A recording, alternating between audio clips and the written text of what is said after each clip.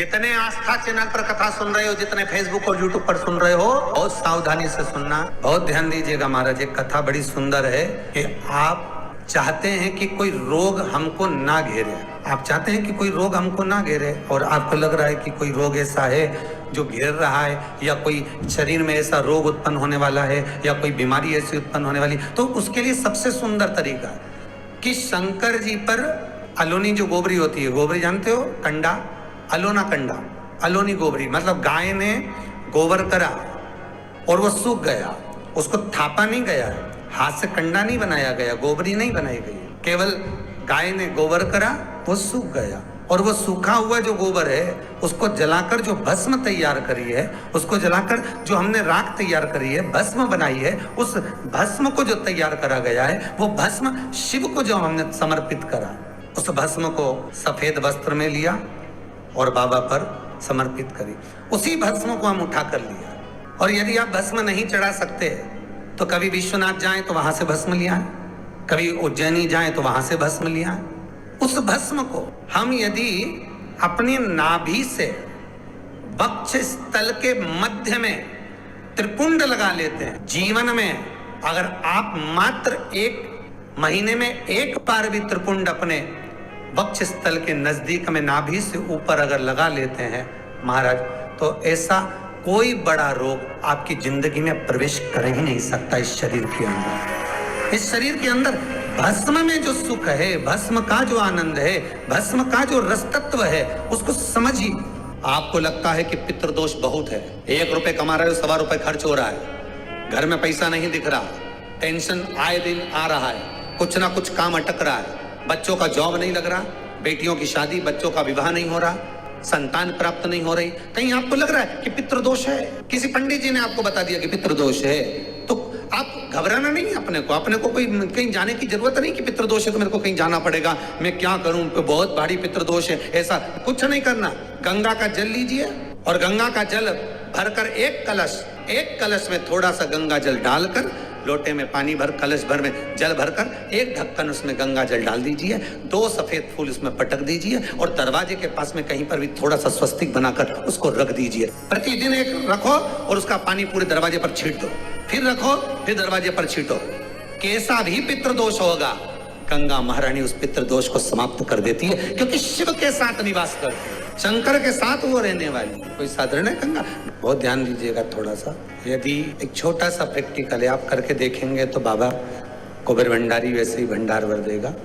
थोड़ा सा प्रयास, अगर आपके सबके घर में गंगा जल है तो एक प्रयास करके देखिएगा। कोई कार्य के लिए आप जा रहे हैं और वो कार्य अटक रहा है, नहीं हो रहा, बहुत प्रयास कर लिया आपने, बहुत दिन से लगे हुए हो कि ये काम होना ही चाहिए, ये काम बहुत जरूरी और होना ही चाहिए, नहीं हो रहा, एक कटोरी में गंगा का जल निकाल लीजिए, और कटोरी में गंगा का जल निकाल कर तुम्हारे घर में एक सिक्का पड़ा हो, 1 रुपया, 2 रुपया, 5 रुपया, कोई सा भी एक सिक्का पड़ा हो, जो भी सिक्का पड़ा हो, कुंदकेश्वर महादेव का नाम लेकर, जहाँ परिंदा होता है, पानी का मटका होता है, पितरों का स्थान होता है, हंडा भरते हो, मटका भरते हो, उसके पास में उस कटोरी को रखकर 1 का सिक्का, 2 का सिक्का, 5 का सिक्का, 10 का सिक्का, जो तुम्हारे पास सिक्का पड़ा हो, जो भी तुम्हारे पास पड़ा हो, वो सिक्के को हथेली में लेकर कुंदकेश्वर महादेव का नाम लेकर उस कटोरी में डाल दीजिए, और उस जल को नैनों से लगाकर आप काम के लिए निकल जाइए, वो काम आपका सफल होकर ही रहेगा,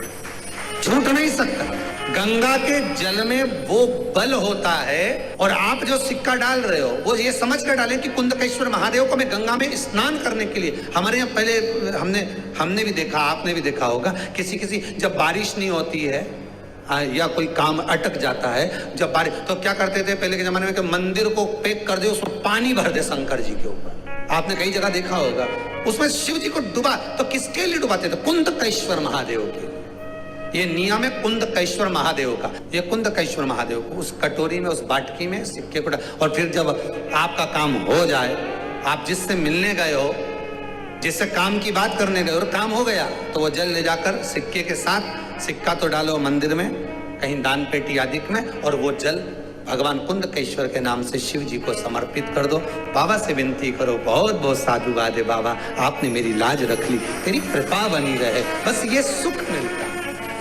उसको धन्यवाद दो बाबा को बार बार। हम तो रोज कहते, रोज प्रतिदिन उठो और उठते सी धन्यवाद दे दो, धन्यवाद, उठते सी कहो। शिव को प्रिय है पुष्प में आंक का पुष्प, जो आंकड़े का पुष्प होता है शंकर को बड़ा प्रिय है। और दूसरे नंबर पर शंकर को प्रिय है शमी का पुष्प, बहुत ध्यान देना महाराज। तीसरे नंबर पर शंकर को प्रिय है महाराज सरसों का पुष्प।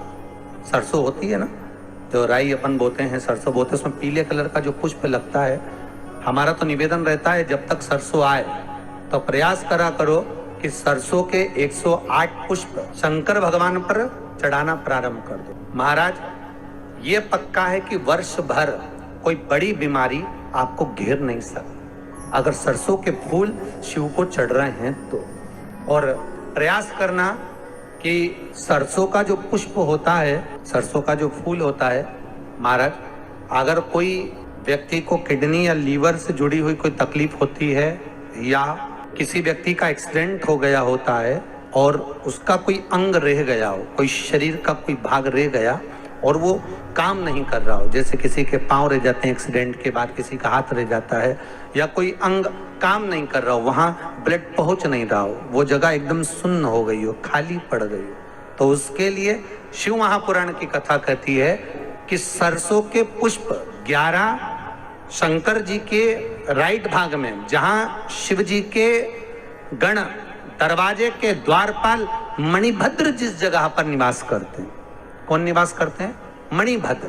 शंकर जी के दरवाजे के द्वारपाल हैं मणिभद्र जी, तो मणिभद्र दरवाजे के द्वारपाल में राइट भाग में मणिभद्र जी विराजते हैं। मतलब राइट भाग कौन सा हुआ? जब आप मंदिर से बाहर निकलेंगे तो राइट भाग, मंदिर में प्रवेश करेंगे जब राइट नहीं होना चाहिए, आप मंदिर से जब जाएं तो राइट भाग। मतलब आप मंदिर से राइट से जाएंगे तो शंकर जी का भी राइट हो जाएगा, क्योंकि शिव जी ऐसे बैठे हैं तो शंकर जी का भी राइट हो गया, देवता उनका भी राइट हो गया, तो राइट भाग सीधा हाथ मणिभद्र जी का स्थान। 11 सरसों के पुष्प मणिभद्र के उस द्वार पर आप रख दीजिए और मणिभद्र के द्वार पर रखकर अंदर जाकर 108 वापिस जब आप बाहर निकल रहे हैं, ये पुष्प आप रखने के बाद एक बार बाहर जाएंगे फिर वापिस आएंगे मणिभद्र के रखने के बाद, और अंदर जाकर 108 सरसों के पुष्प शंकर को समर्पित करेंगे महाराज। उस सरसों के पुष्प जो शिव जी को आप समर्पित कर रहे हैं उसको वापिस लेकर आएंगे, श्री शिवाय नमस्तुभ्यम बोलकर उस सरसों के पुष्प को महाराज सरसों के तेल की बोतल में उसको डाल लीजिए। शंकर भगवान को शाम के समय प्रदोष काल में उस तेल को वापस ले जाकर चढ़ा दीजिए शिव जी को, उसको वापस लेकर आ जाइए। उस तेल का प्रयोग आप नाभि में डालिए और जो शरीर काम नहीं कर रहा उस स्थान पर कम से कम 15 दिन 20 दिन तक उसकी मालिश करना प्रारंभ करिए। बाबा चाहेगा तो चलाने का प्रयास कर देगा और वो अंग वो शरीर काम करने लगेगा। मणिभद्र का स्मरण। सूर्य नारायण भगवान को जब जल चढ़ाया जाता है, हाथ सिर से 8 इंच की दूरी पर होना चाहिए। जम के बोलिए, सिर से कितना ऊंचा होना चाहिए? 8 इंच ऊपर अपना हाथ होना चाहिए मस्तक से सूर्य को जल चढ़ाते समय। और ना चांदी का, ना स्टील का, ना लोहे का, ना प्लास्टिक का, ना कांच का, ना सोने का कोई बर्तन, ना कांसे का, ना एल्युमिनियम का, ना पीतल का, केवल एक पात्र होना चाहिए, वो है तांबे का। काय का पात्र होना चाहिए? तांबे का पात्र। और सूर्य नारायण भगवान को जब 8 इंच ऊपर तुम्हारा हस्त है और जब हम सूर्य को जल चढ़ा रहे हैं, कैसे जल चढ़ाना है वो भी समझ लीजिए। अगर कोई कैंसर का मरीज है जिसके चेस्ट में कैंसर आ गया हो, लेफ्ट में राइट में कहीं पर कैंसर आ गया हो या कोई गठान आ गई हो, तो महाराज आप जल चढ़ाते समय उस जल की धार को सूर्य भगवान को जब चढ़ा रहे हो तो धार आपकी गठान की ओर जाना चाहिए, जिससे सूर्य की किरण उस जल में से आपके उस स्थान पर पड़े, उस जगह पर पड़े जहां पर गठान है। महाराज आप लगातार जल तो चढ़ाना चालू करो, अच्छे अच्छे डॉक्टर फेल हो जाएंगे और कह देंगे गठान ठीक हो गया। आपका लीवर और किडनी गड़बड़ कर रहा है, हार्ट, आपके हार्ट में अगर तकलीफ है, डॉक्टर ने कह दिया कि इसमें नस चौक है, कहीं ना कहीं छल्ला डलेगा, आपको कह दिया इसमें कुछ ना कुछ प्रॉब्लम आ रही है, आप सूर्य को अर्घ देना चालू कर दो, सूर्य को जल चढ़ाना चालू कर दीजिए। आप सूर्य को जल चढ़ाओ वो जल की जो तरंग आ रही है, वो जल जो निकल कर जा रहा है, उसकी जो किरण आपके हृदय पर, आपकी छाती पर पड़ रही है, नाड़ियों में पड़ रही है, नसों में पड़ रही है, उसका बल देखो तो सही। 1 महीना लगातार चढ़ाओ तो 15 दिन 20 दिन कर तो देखो। सूर्य नारायण भगवान को जल चढ़ाते समय आपके पंजों की एड़ी ऊंची नहीं होना चाहिए। आपका पंजा पांव का पूरा की पूरा जमा होना चाहिए भूमि पर। हाथ कितने इंच ऊपर? 8 इंच ऊपर होना चाहिए। जल जो गिरे, सूर्य की किरण, सूर्य का दर्शन उस जल की रोशनी में करना चाहिए। जिस बच्चे को आंख में चश्मा लगा हो, मोटे से मोटा चश्मा लगा हो, छूट नहीं रहा हो, तो थोड़े दिन उसको सूर्य का अर्घ चढ़वाना चालू कर दो और जल में से सूर्य का दर्शन कराना चालू कर दो। 2 महीना 2.5 महीना बहुत है, आंख की रोशनी बढ़ जाएगी, चश्मा हट जाएगा। एक बात और कहना चाहूंगा, अगर आप लोग स्वीकार करेंगे तो, अगर कहीं आपको लगता हो कि बच्चा पढ़ने में कमजोर है, विद्या में कमजोर है, रिजल्ट अच्छा नहीं आ रहा, पढ़ने में कमजोर है, वो पढ़े अपनी जगह पढ़े, वो कार्य करे अपनी जगह करे, मेहनत करे अपनी जगह करे।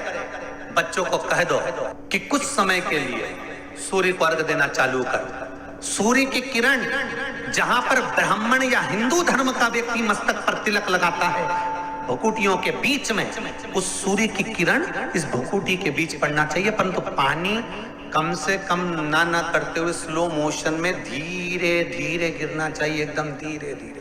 तो यहाँ एक रेखा सूर्य की किरण से पड़ती है। श्री शिवाय नमस्तुभ्यम, सब बोलिए एक बार जमकर, श्री शिवाय नमस्तुभ्यम। प्रैक्टिकल जरूर करना, कहीं सियोर वाला महाराज झूठ तो नहीं बोल रहा। शास्त्रों की बातें हमारे जीवन में हमें सुख प्रदान करें, इसलिए इस भाव का आनंद करते हुए आज की कथा को विराम देते हैं।